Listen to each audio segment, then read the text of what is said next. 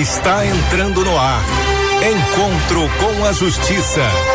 Com o desembargador Ciro Darlan.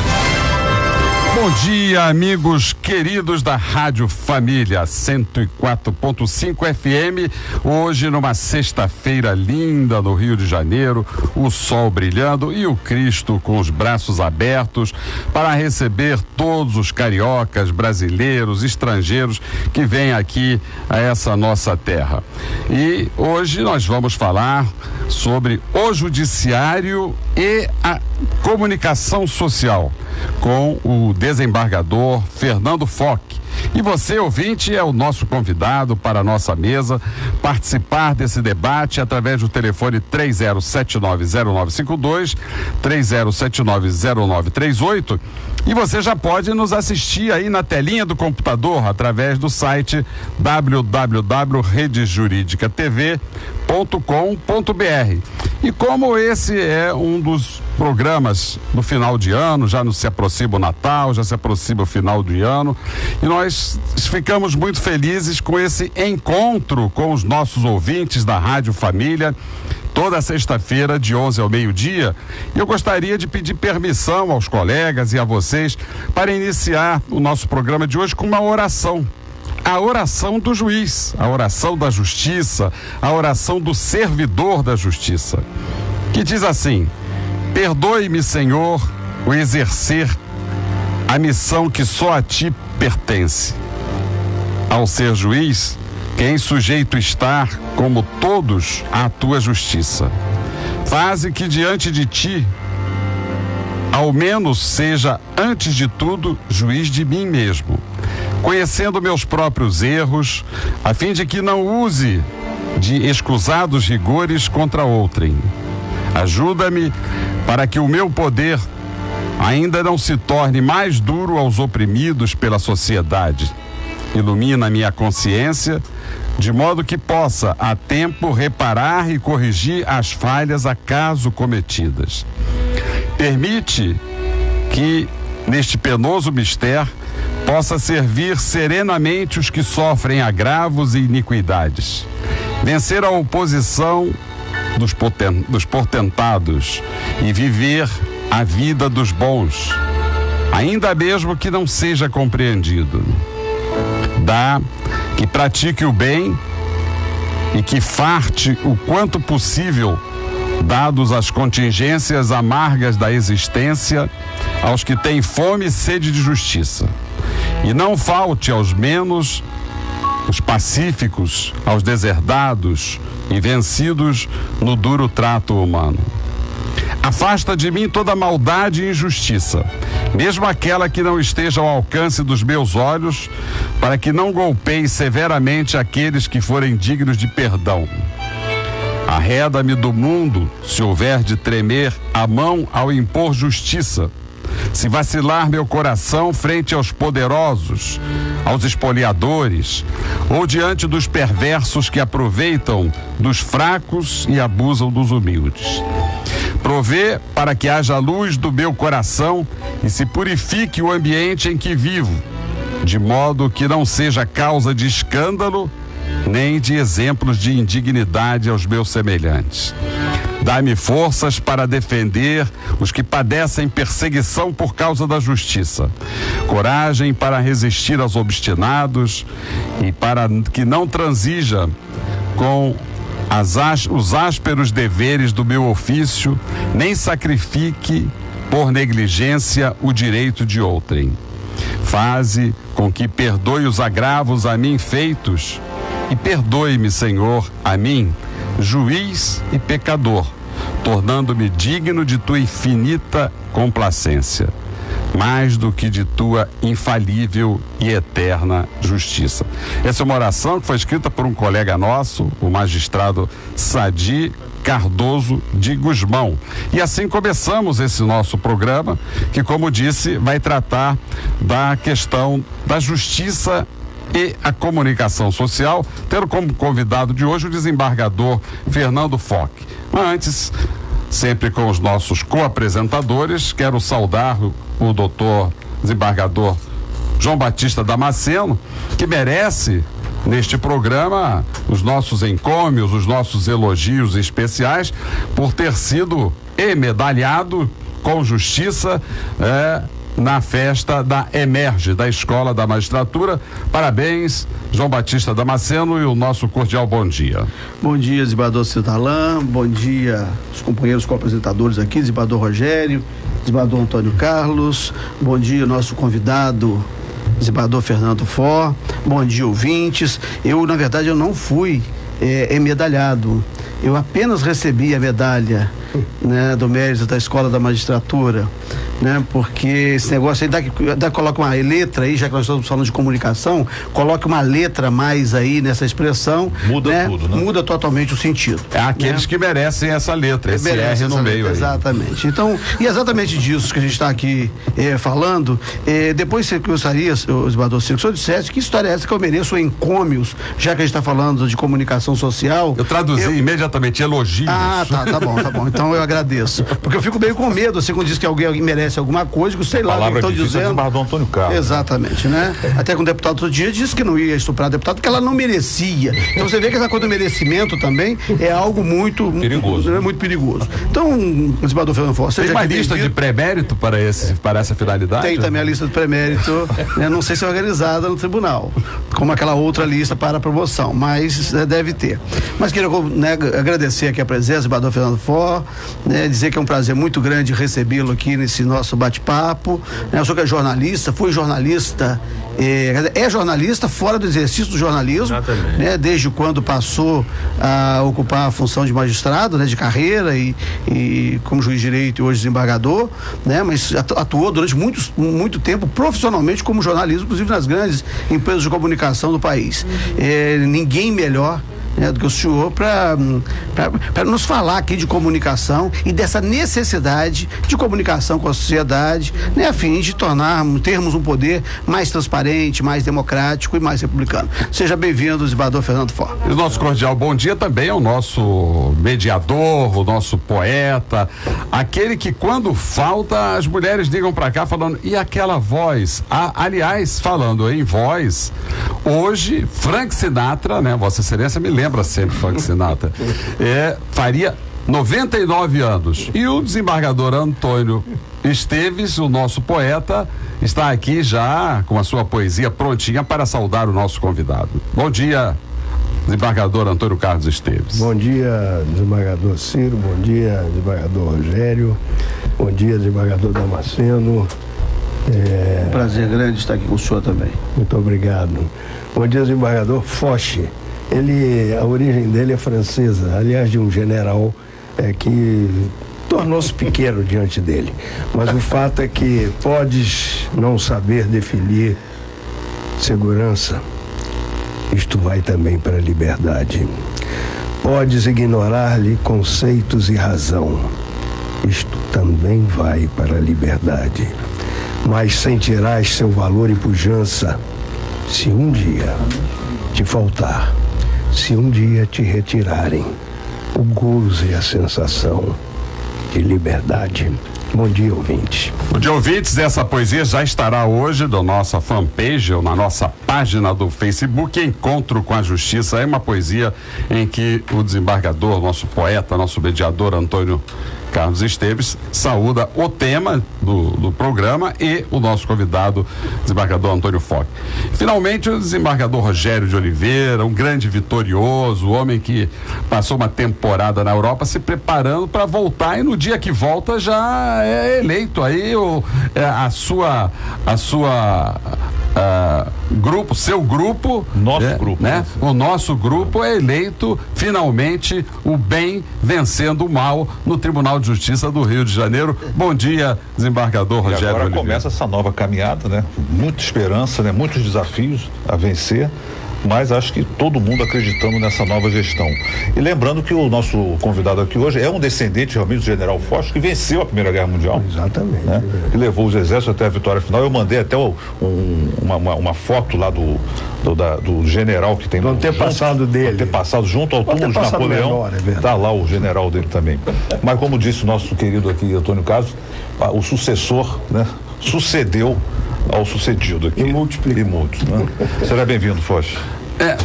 Desembargador Forte, o senhor é a nossa expectativa, é o nosso general de comunicação.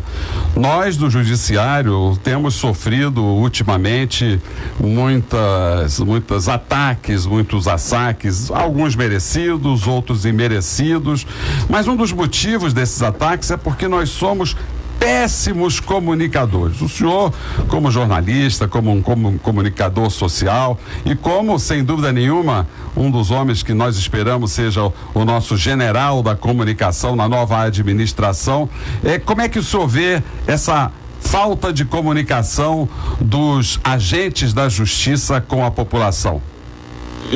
Bom dia. Bom dia, Ciro.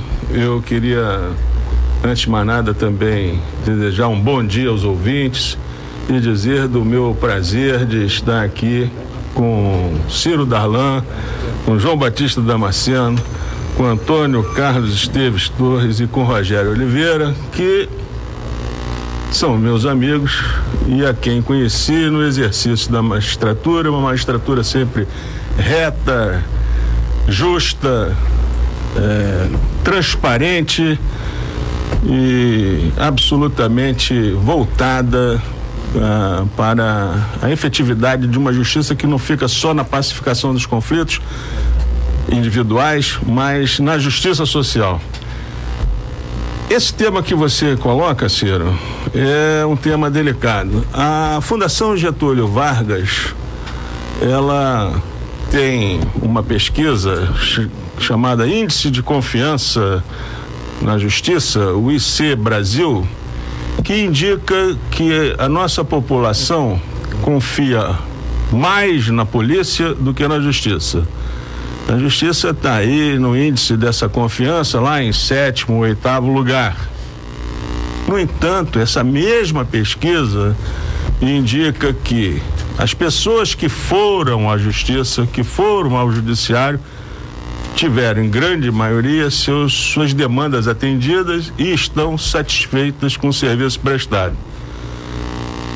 Há uma contradição nisso, e essa contradição revela que falta comunicação. E falta comunicação porque o poder judiciário, ele, por razões históricas que vem desde a implantação do Estado liberal no século XVIII, ele se fecha, ele se encastela a pretexto de uma desejável independência, ele se fecha, mas ele fecha também a sua comunicação. O homem do povo não entende o que seja justiça, não entende como funciona a justiça, não entende a linguagem da justiça e não pode, portanto, compreender a justiça, que é uma instituição que está aí a serviço do povo. Eu escrevi um artigo essa semana falando um pouco do trabalho dos juízes, sobretudo os juízes de primeira instância, né? Que são aqueles mais sacrificados, aqueles que produzem com chicote nas costas, o chicote do CNJ, e que muitas vezes acabam pecando na qualidade das suas decisões, mas que não resta nenhuma dúvida, o Rio de Janeiro já foi reconhecido como o tribunal de maior produtividade no país. Apesar disso tudo, apesar do povo recorrer tanto ao judiciário, por que motivo a nossa imagem, nós saímos tão mal na foto, desembargador Foque? Porque nós não sabemos nos comunicar. Só isso, a nossa comunicação, ela é muito ruim. Nós não esclarecemos os fatos, nós não fazemos um contraponto ao noticiário, às vezes injusto, e injusto não por culpa dos veículos de comunicação, mas por culpa do próprio judiciário, que não torna as informações acessíveis. Olha, eu fui repórter há 17 anos. Quer dizer, fui repórter, fui editor, fui uma porção de coisa na mídia. E me lembro que quando a lei do divórcio completou 1 ano, eu recebi uma pauta de reportagem que consistia em levantar o número de divórcios que foram requeridos na justiça. Eu deveria fazer esse levantamento no Rio, eu estava na Folha de São Paulo nessa época, um colega deveria fazer em São Paulo, outro em Brasília e assim por diante. Olha, eu consegui como repórter até desvendar certos segredos, fechadas 7 chaves dos chamados porões da ditadura. Se publiquei ou não publiquei é outra coisa, porque a censura era terrível. Agora, saber quantos divórcios foram distribuídos em um ano de vigência da lei de divórcio, essa informação eu não consegui, essa reportagem não foi feita, porque ela não foi. O meu colega de São Paulo também não conseguiu, o colega de Brasília também não conseguiu, pelo Brasil afora ninguém conseguiu. Desembargador Fernando, o senhor tocou numa questão. Eu, na minha dissertação de mestrado, eu queria fazer, ao longo dos últimos 10 anos, uma análise, que vocês na época, né? Uma análise do crescimento populacional e o número, né, do crescimento de processos distribuídos na justiça. E eu me deparei, primeiro que as informações não batem, né? E eu me deparei com uma situação que encerrava um ano, né? Encerrou o ano 2013, né? Com um número de processos. Quando abria 2014, o número era diferente. E ninguém soube me explicar isso. Claro, eu sei que tem processos que foram baixados, são baixados em janeiro, e aí eles contabilizam como tendo sido baixado em dezembro, ou o outro que foi distribuído ainda durante o recesso, Natal, Ano Novo, ele vai contar com a distribuição em janeiro, quando ele é do ano anterior. Mas há algumas coisinhas, dessa própria falta de esse compromisso em manter, explicar, né, porque acontece. Ninguém conseguiu me explicar, e nem eu consegui explicar para a banca, essa dicotomia entre os números do último dia de um ano e o começo do outro.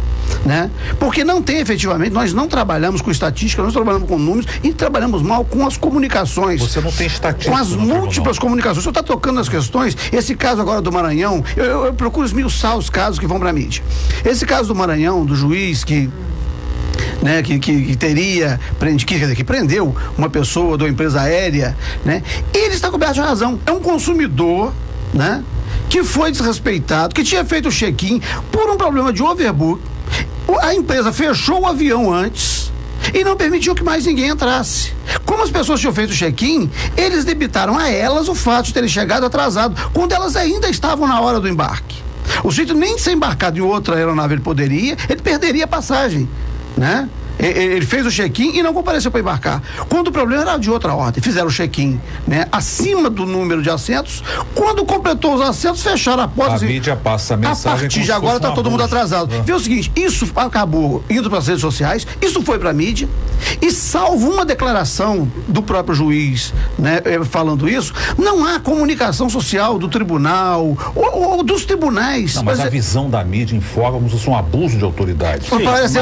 Ao invés de dizer o seguinte, todo consumidor pode fazê-lo diante dos reiterados abusos das empresas aéreas, das empresas de comunicação, das empresas de energia elétrica, das empresas de telefonia, esses maus prestadores de serviço à sociedade. E há um Código de Defesa do Consumidor que inclusive criminaliza determinadas condutas. E todo consumidor poderá, diante de tal caso, né, de tal fato, chamar, né, os órgãos competentes para responsabilizar esse fornecedor, né, desidioso. Faltou o contraponto do Poder Judiciário. Não é tomar partido, é informar. Até para a sociedade poder saber que ela também tem esse mecanismo. Tem esse mecanismo e para que ela julgue. Ela tem os dois, como nós fazemos. Nós temos a inicial, a contestação, tem a posição do autor, a posição do réu. E julgaremos. O que você faria ouvindo as duas partes. Exato. Sempre. Atenção, ouvintes, isso é importantíssimo, porque nós temos, desembargador Foch, nós temos um compromisso com a pedagogia. E o cidadão tem que saber que o juiz não pode tirar conclusões unilaterais. Ele tem que ouvir cada uma das partes sobre o que cada uma das partes diz. Por isso, essa é uma das razões de os processos não serem tão rápidos. Desculpe, nem pode ser. Quer dizer, não pode se eternizar, mas também não pode ser, o processo não pode ter uma duração razoável. Tem que ter uma duração razoável, porque é preciso sopesar a posição das partes, o que diz, o que uma diz, o que a outra diz, o que uma prova e a outra contraprova, e assim vai. Na questão desses episódios, não é uma questão de tomar partido do juiz, não é uma questão corporativista, é uma questão de colocar para o público os dois ângulos da questão. Esse episódio agora que foi divulgada injustamente. Eu não estou fazendo a defesa de ninguém, mas é injusto dizer que o juiz, que a agente da lei seca foi condenada porque ousou dizer ao juiz que ele não era Deus, mas não foi isso. Está nos autos. Eu li, eu tive o cuidado de ler, eu vi os depoimentos de colegas dessa moça e não foi bem assim. Exato. De maneira, por que o judiciário não fornece então a mídia ou não coloca, não acessa, até pelo seu site. Quem quiser saber, consulte e tira as conclusões. Nenhum olhar, todo olhar é contaminado pela subjetividade de quem olha, né? Toda análise agora, com mais informação, uma pessoa analisa melhor. Por exemplo, aqui a Vanessa da Penha acaba de telefonar para cá, os ouvintes podem telefonar, fazendo perguntas. Você vê o que é um olhar viciado. A Vanessa da Penha escreve assim: Doutor Ciro Darlan, te vi pessoalmente no site da Rede Jurídica e te achei muito bonito. Parabéns por ser belo por dentro e por fora. Eu concordo plenamente com a Vanessa, eu conheço o Ciro há muito tempo, que o Ciro é de uma beleza por dentro, de um coração maravilhoso, de um senso de justiça espetacular. Agora, quanto à beleza do Ciro por fora, a Vanessa deveria, por exemplo, ou avaliar o seu senso estético ou ir ao oftalmologista. Porque eu acho o Ciro uma grande pessoa, mas estética, ou comparar com os demais integrantes da mesa. Eu acho que aí ela iria relativizar. Então você vê que essa coisa do olhar, o julgamento, por vezes, ele é viciado. Porque às vezes não adianta nem olhar. Porque ela vai olhar e, como está com o seu senso viciado, vai continuar achando bonito por fora. Exatamente. Né? Vanessa, né? Agora, mais informação vai ajudar. Vanessa, muito obrigado, Vanessa, aí, pelas suas palavras, mas o problema aqui da mesa é a questão da inveja. Isso aí, realmente, eu fui eleito o mais belo aqui da mesa e eles têm essa inveja de mim. Mas, desembargador, desculpe, é a minha vez, desembargador, sabe por quê? Eu quero propor ao nosso entrevistado que ele também deixe comentário, faça comentário. Sobre a beleza do Ciro? Tem que ir traduzindo sobre a beleza do Ciro, eu não sei se ele é especialista em estética. Não sei, mas o fato também pode fazer. Mas o fato é que, veja o desembargador, um determinado autor escreveu sobre aquele episódio do racismo lá no Rio Grande do Sul e o fez de uma forma que só os do judiciário, só os crescidos na escala social poderiam entender. O autor teve que traduzir o seu artigo, o que está até publicado na revista Justiça e Cidadania, para quem eu mando... Mostra para a câmera aqui. A câmera tá para quem eu mando os meus cumprimentos pela coragem de tratar de um assunto sobre a nossa formação social. Má comunicação também é um defeito que nos atinge. Não, desembargador Forte? Não, com certeza, porque não é só uma questão de mostrar posições, mostrar o funcionamento, mostrar a instituição, torná-la transparente, torná-la efetivamente transparente, porque transparente ela tem de ser, ela é republicana e ponto. Mas dá a efetividade. Mas a questão não é só essa, a questão é que temos que entender que o juiz fala para as partes, ele não fala para os eleitos, para os iniciados e para os doutos na ciência jurídica. O que ele fala tem de ser entendido pelo destinatário das suas sentenças, dos seus acórdãos. Eu procuro ser o mais técnico possível, mas também o mais inteligível possível. Eu creio que essa deva ser a diretriz, a nossa diretriz, escrever para que aquela parte que demanda a justiça, que depositou suas esperanças no judiciário, entenda por que ganhou ou por que perdeu a ação.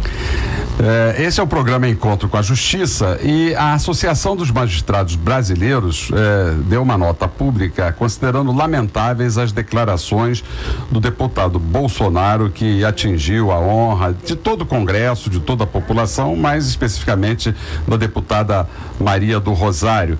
Essa nota pública da AMB, ela deve ser dada também para esclarecer fatos envolvendo nossos colegas, mas que não sejam apenas para criticar, mas para esclarecer os fatos, como fez aqui o desembargador Foch, o desembargador João Batista Damasceno. A Câmara dos Deputados deve votar projeto de reajuste de subsídios na próxima semana. Para que o nosso ouvinte entenda, nós somos operários do direito, nós somos trabalhadores do direito. Assim como todos os operários têm um reajuste dos seus salários anualmente, nós também, como trabalhadores, como operários, temos direito a esse reajuste do subsídio, que aliás está muito defasado. E também está na Câmara dos Deputados um projeto de lei de aposentadoria integral para todos os servidores por invalidez e um projeto de proteção às pessoas vítimas de tráfico.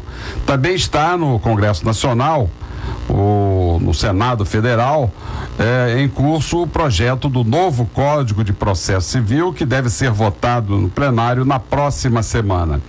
E um projeto importantíssimo, interessante para toda a magistratura, que é a PEC 15 de 2012, do senador Vital Rego, que estabelece eleições diretas para os tribunais de justiça, que está em vistas de ser apreciado no Congresso Nacional, democratizando dessa forma a escolha dos dirigentes do tribunal. O Tribunal de Justiça, desembargador Foch, isso é interessante, publicou na sua área 56 enunciados para reduzir conflitos entre câmaras. O senhor poderia comentar um pouco sobre esses enunciados para esclarecimento dos nossos ouvintes? Com certeza. O Tribunal do Rio de Janeiro é o primeiro tribunal do Brasil que tem câmaras cíveis, ou seja, órgãos de segunda instância no tribunal, para julgar ações de consumo deduzidas, ou melhor, propostas na justiça comum, não nos juizados especiais. Como nós sabemos, né, o número de conflitos em relações de consumo, e a experiência mostra que por abuso sistemático dos grandes fornecedores de produtos e de serviços, recomendou essa providência, essa criação dessas câmaras. Mas aí surge a questão, quando chega lá um recurso, de saber se tal matéria é ou não é uma matéria de consumo, porque há critérios técnicos oferecidos impostos e oferecidos pela doutrina jurídica e pela lei, que vai, como nós todos sabemos aqui, que vai dizer se uma matéria está sob a proteção do direito do consumidor ou não. Isso leva tempo. Isso leva tempo. E isso suscitou inúmeros conflitos de competência. O que é o conflito, que nós chamamos de conflito negativo de competência? É quando um órgão de julgamento diz que não tem competência para julgar aquela matéria. Isso não é comigo. Aí manda para o outro. Não é comigo. Não é comigo também não. E o outro diz assim, também não é comigo. E manda lá para o órgão especial, que é um grupo que está, enfim, que vai decidir quem vai julgar. Várias questões dessas foram resolvidas e então os julgamentos que enfim, predominaram foram sintetizados numa relação, digamos assim, para que as câmaras se orientem e não se perca mais tempo discutindo quem julga o quê. Nós vamos fazer um pequeno intervalo e voltamos com as perguntas dos nossos ouvintes, que já são muitas perguntas, através do telefone 30790952, 30790938. Um pequeno intervalo e já voltamos.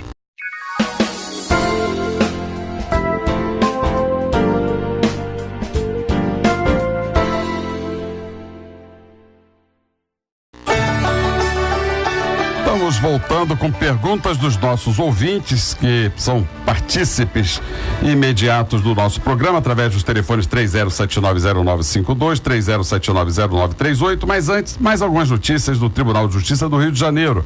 23 juízes são promovidos para atuar na primeira região judiciária. A primeira vice-presidência do TJ também recebeu um certificado ISO 9001. Parabéns aí à primeira vice-embargadora Maria Inês Gaspar. O Tribunal de Justiça continua. faz eleita, né? O Tribunal de Justiça faz 103 atendimentos da realização do projeto social de Magé, e a Emerge, né, prestou homenagem de seus 26 anos de fundação, e um desses homenageados foi o nosso debatedor João Batista Damasceno. O culto ecumênico que marcou com mensagem de paz o Dia da Justiça, e a ouvidoria divulgou estatísticas do mês de novembro. O Tribunal de Justiça recebeu o prêmio dos lojistas cariocas por ser o tribunal que mais produz no Brasil, e o Ministério Público denunciou mais uma vez o ex-comandante da UPP da Rocinha e mais 3 PMs por corromper testemunhas no caso Amarildo. Leilane de Caxias, obrigado, Leilane, pela sua participação, e desde já um Feliz Natal para todos os nossos ouvintes. Leilane pergunta, desembargador Foch, por que os termos jurídicos são tão difíceis? Acho que é para que as pessoas não entendam. Os termos jurídicos, Leilane, eles são história, difíceis, né? Tem uma história, são necessários, mas, porque, afinal de contas, uma sentença ou um acordo, quer dizer, uma decisão judicial é também um ato técnico, mas eles têm de ser acompanhados, quando não podem ser evitados, porque às vezes eles podem ser evitados, e se podem ser evitados, devem ser evitados, mas quando não podem ser evitados, eu acredito que deveriam ser acompanhados de uma explicação. Eu acho que é essa a questão, desembargador. Não é? Uma explicação. Essa semana eu perguntei a uma pessoa, na situação de interdição, se ela aceitava a curatela, né, da pessoa que estava sendo interditada. É ela que propunha, né, lá do parente, a ação de interdição. O parente estava sem condições de exercitar os atos da vida civil, de praticar qualquer ato, que ele estava com problema, né, de demência. Você aceita a curatela? Ou se o senhor me explicar o que é isso, eu vou ver se eu aceito ou não. E aí eu tive que explicar o que é curatela, porque não existe, né, não existe outra palavra. Eu interdito uma pessoa por incapacidade física, por incapacidade mental, né, nomeia-se um curador. E aí, se eu aceito a curatela, se o senhor me explicar o que é isso, eu vou ver se eu posso aceitar. Mas e aí, toda ciência tem esse linguajar próprio. Toda ciência tem esse linguajar próprio. O médico tem que te explicar o que você tem, afinal. Exatamente. Então, aí quando eu expliquei, você falou, não, mas é para isso mesmo. Imagina o psicólogo, aqui, né? O psicólogo com seus termos lacanianos aí. Então, o problema é que o juiz se habituou a trabalhar. Ele acha que erudição é falar difícil, né? Isoladamente, e aí quer mostrar a erudição. Isso é um erro. Ele tem que explicar a quem está lendo aquela sentença, e quem primeiro vai ler a parte, o que está acontecendo em termos inteligíveis, não é? Essa história que o Damasceno conta me lembra uma história que o meu avô contava lá no General Foch, não propriamente General Foch, mas lá nos Pampas Gaúchos, e um grande fazendeiro ia vender uma parte de suas terras, e lá os jovens negociantes que vieram de Porto Alegre perguntaram, mas essas terras têm hipoteca? E ele respondeu, homem, se tem, eu não sei. Nunca vi. Mas se tem, é lá pelas coxilhas. Então perguntaram, o senhor sabe o que é hipoteca? E ele disse assim, saber eu não sei, mas eu arregulo que seja assim como um aviado pardo. É a mesma coisa. Nós não podemos fazer sentença para as pessoas agora, ficar imaginando. Agora, o pior, Ciro, pegando uma dessa aqui, assim, é quando a mídia também não sabe o significado. Aí a mídia diz que o juiz deu um parecer. Mas o juiz pediu aí que é meio defensável. A propósito desses equívocos, desembargador Foque e colegas todos da mesa, nós estamos dialogando com a Rio Ônibus, porque em todos os ônibus existem aquelas televisõezinhas ali. E nós que estou falando é a Maerge que está à frente disso, eu estou apenas colaborando, para colocar informações simples, as informações, por exemplo, endereço do fórum, para que a população saiba. Nós iniciamos isso na homenagem.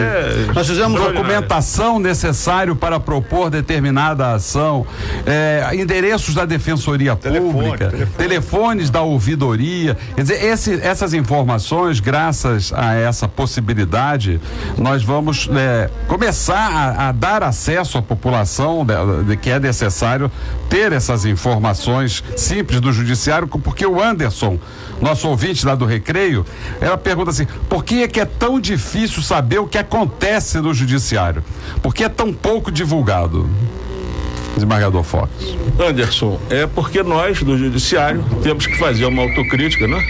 Nós do judiciário não sabemos nos comunicar com a sociedade. O presidente eleito do tribunal, desembargador Ciro, ele, viu, Anderson, ele tem como prioridade a comunicação social, mas uma comunicação social voltada para o Anderson no Recreio, para as pessoas que não estão no fórum, entender o que acontece, o que se passa, abrir aquela casa, a mídia entra, a mídia sai, fuça, escaramucha, faz o que quiser, as informações são públicas. Agora, e assim saber como nós funcionamos. Para o Anderson saber. O que a gente está tentando fazer através desse programa. Com certeza. Só para o Anderson saber, na página do tribunal tem um ícone, transparência institucional.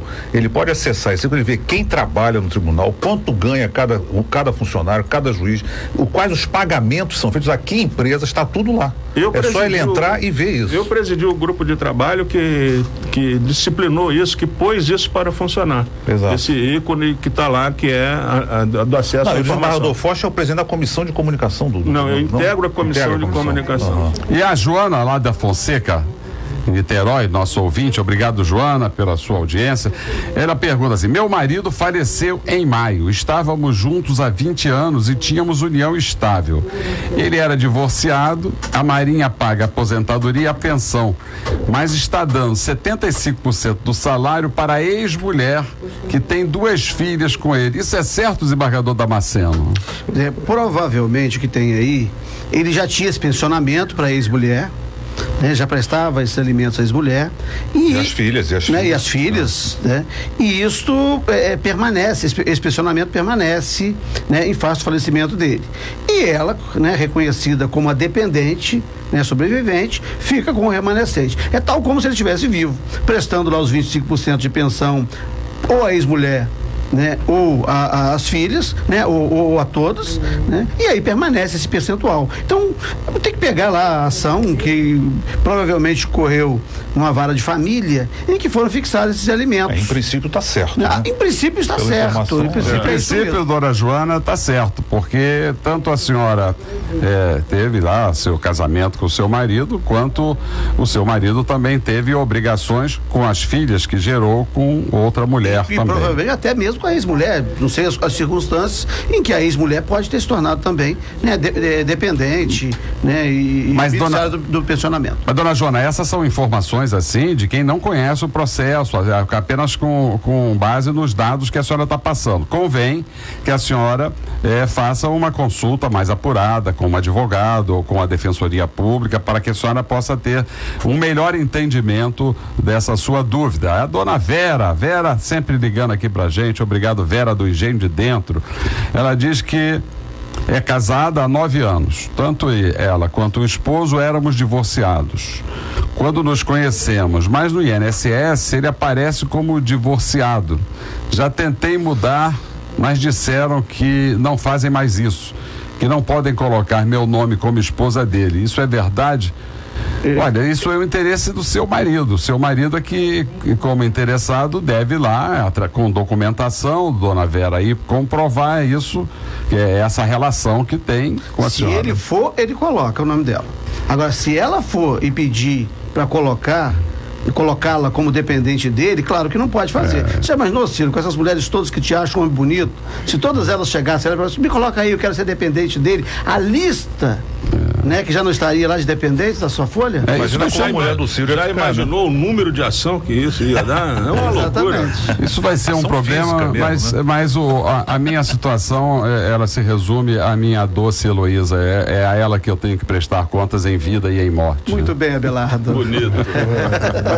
Isso é coisa de gente muito bonita, né?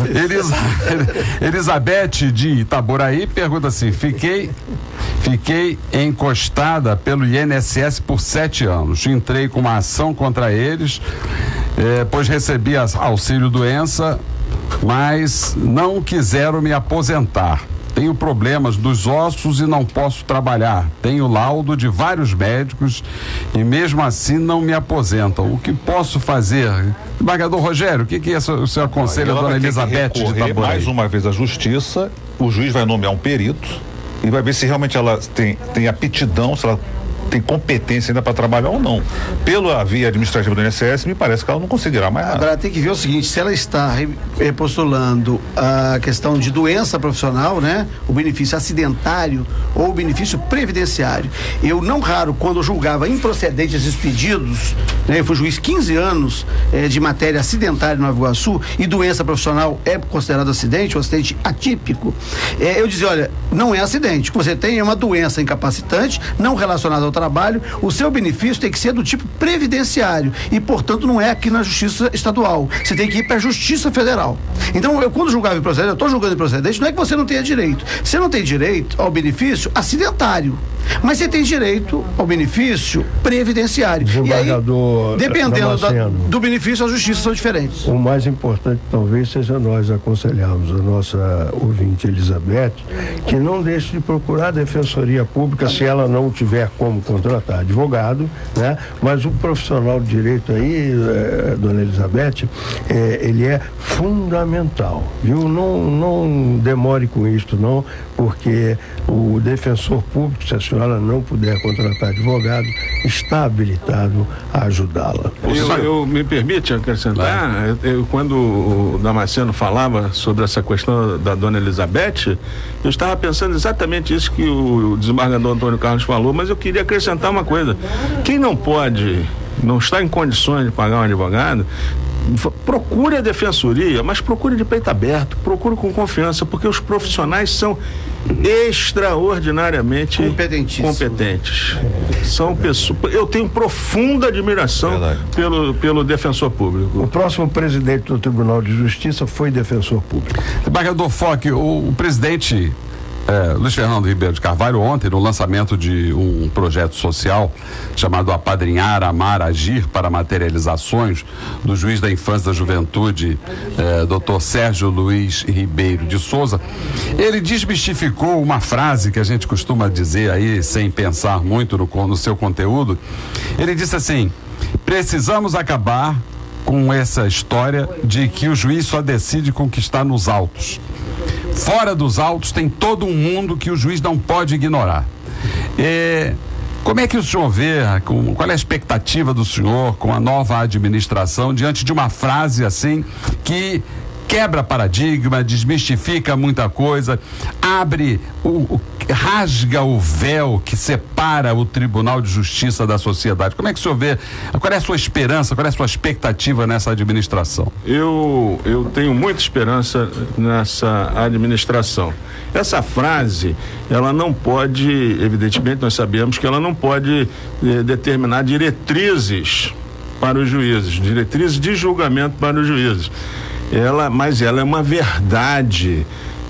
O direito não incide no ar, no abstrato. O direito incide na vida das pessoas, incide diretamente na vida da Vanessa, da Leilane, do Anderson, da Vera, da Elizabeth, enfim, das pessoas. O juiz não pode ter essa frieza de julgar só com o que está nos autos. Ele tem que julgar com o nosso senso comum de justiça, que está também refletido na nossa Constituição. Isso chama-se, em linguagem técnica, Eu não estou inventando. Portanto, na doutrina chama-se pós-positivismo.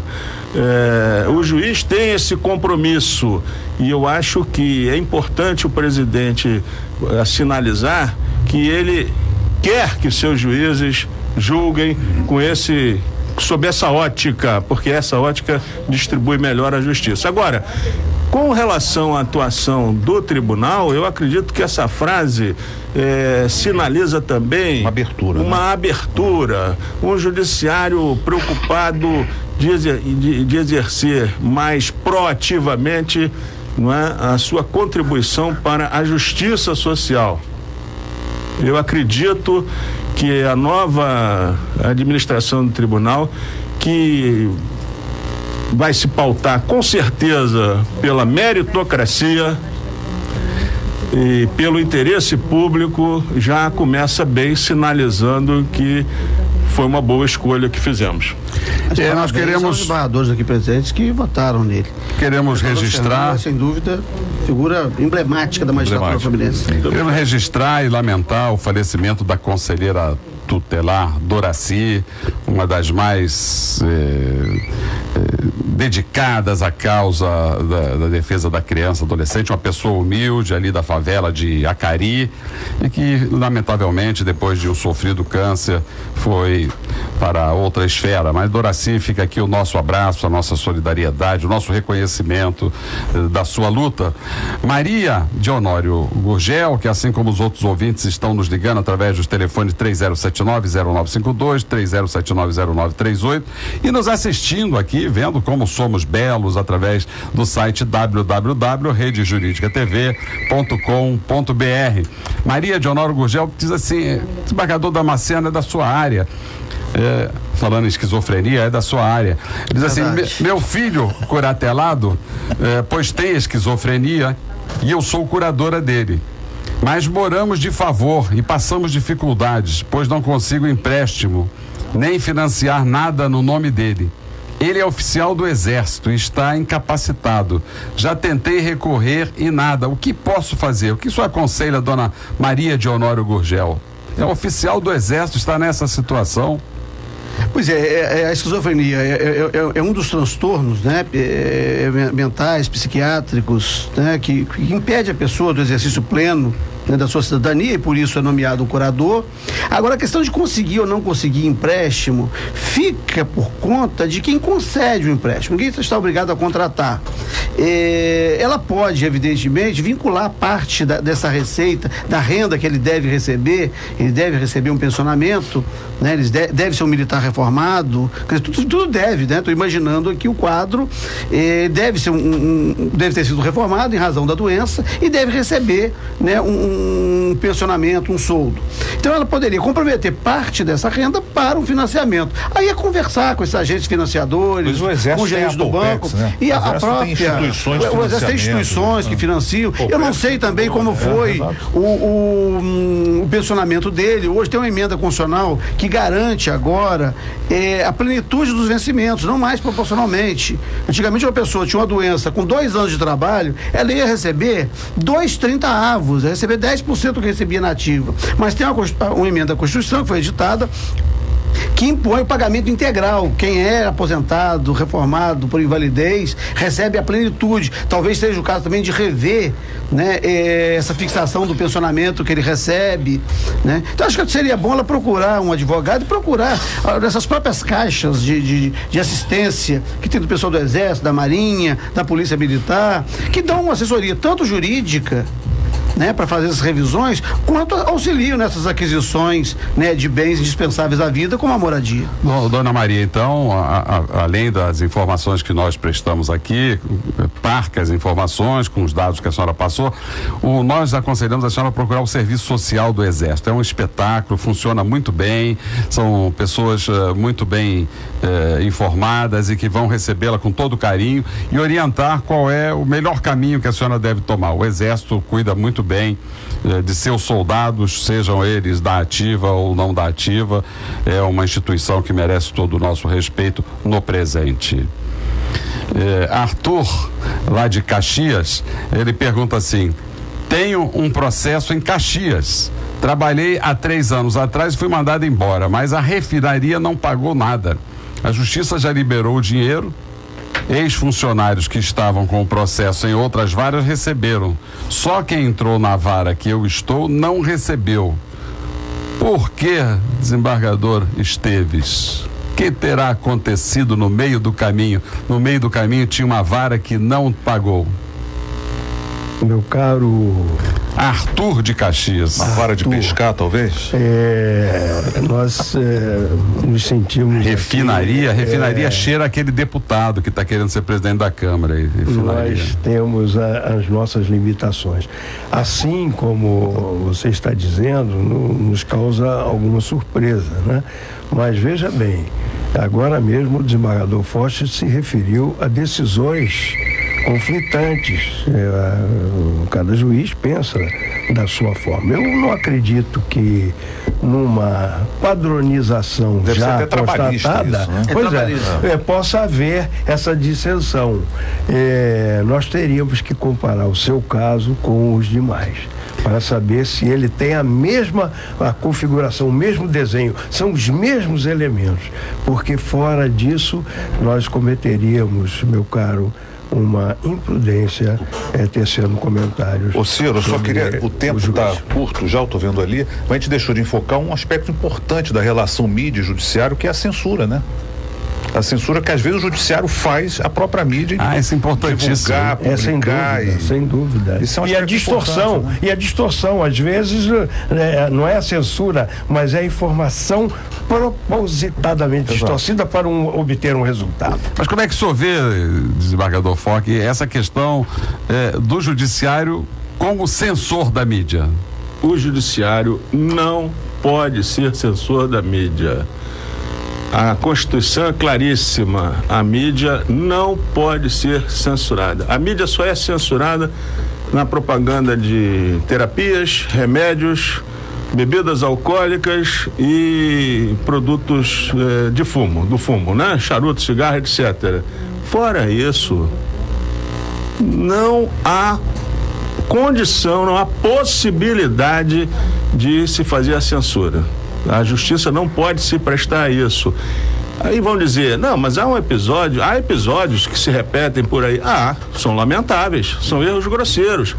Mas há um outro que se mantém há anos, que no Maranhão, onde se proibiu de se mencionar parece que o genro de um político, um prócer da República. Foi o ministro, né? Foi o ministro que proibiu a mídia de citar o nome do filho do... Isso é teratológico. Não pode haver covarde, porque está tirando a informação do poder do público. Exatamente. Agora, quanto ao outro lado, quer dizer, a distorção, isso nós temos que ser um pouco mais ativos para evitar essa distorção. Nós temos que dar a informação também. O Damasceno me recomendou um livro do Perseu Abramo que fala nas omissões, nas meias os informações, padrões de manipulação da grande mídia. São padrões de manipulação. Isso também é deplorável. É deplorável também quando isso ocorre dentro do próprio tribunal, porque nós temos uma assessoria jurídica no tribunal, isso vai acabar a partir de fevereiro, assessoria de imprensa no tribunal,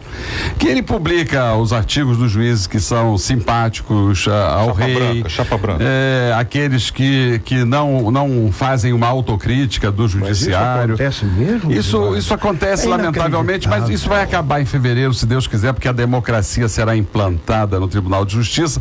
Mas, desembargador Forte, que pena que o tempo é curto para ouvir Vossa Excelência com essa ciência, com esse conhecimento que o senhor tem, com a experiência que tem como profissional da mídia que foi.